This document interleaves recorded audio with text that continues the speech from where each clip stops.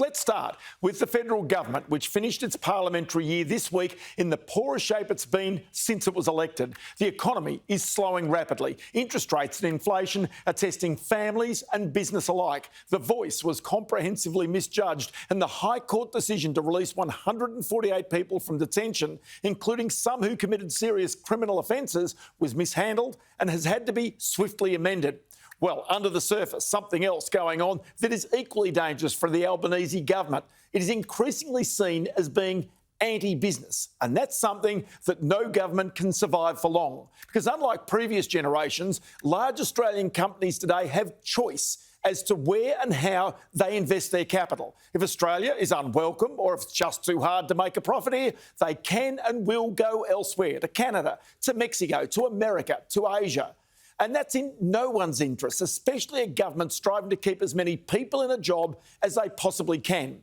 Now, for one example where a company has made such a decision, look no further than our biggest company, BHP. Its chief executive, Mike Henry, told me he would not invest in Queensland while the government there raised royalties, and its then Treasurer, Cameron Dick, current Treasurer, threatened to strip the company of unused assets. Well, BHP made good on its promise and sold all its Queensland coal mines, some of them the highest grade metallurgical coal mines in the world, to Whitehaven.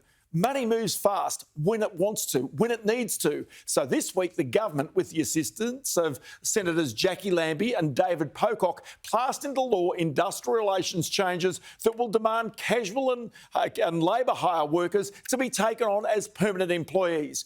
BHP alone says this will cost it an extra $1.3 billion a year in wages, something that could make it rethink whether it will reinvest here in the future. One excellent example here is its copper assets in South Australia, the proposed $8 billion expansion of the Olympic Dam mine with the inclusion of its Oz Minerals Prominent Hill deposit acquired earlier this year. Chief Executive Mike Henry is adamant that if the financial settings are not right, BHP can create a similar resource in Canada.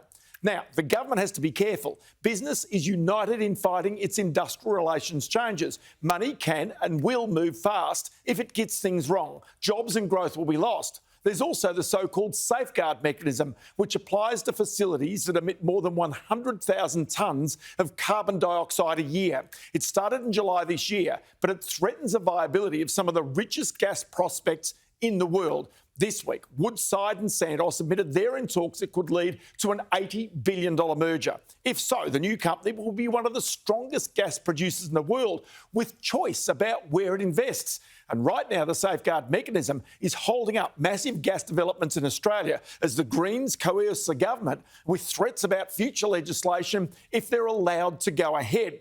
Now, there is Santos's $4.7 billion Barossa project in the Northern Territory, Woodside's $16.5 billion Scarborough project, and the $30 billion Browse gas project that right now, all of them are in limbo, awaiting potential legislative change and the final sign-off from the companies as well.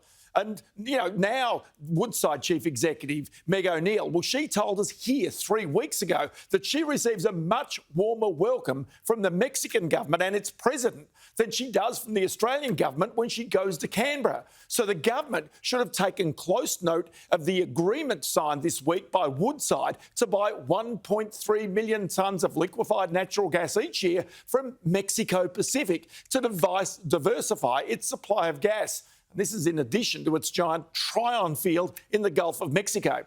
The Albanese government cannot take business for granted, and if it wants to keep jobs, investment and taxes in this country, right now it needs to step more carefully than it has in the past year.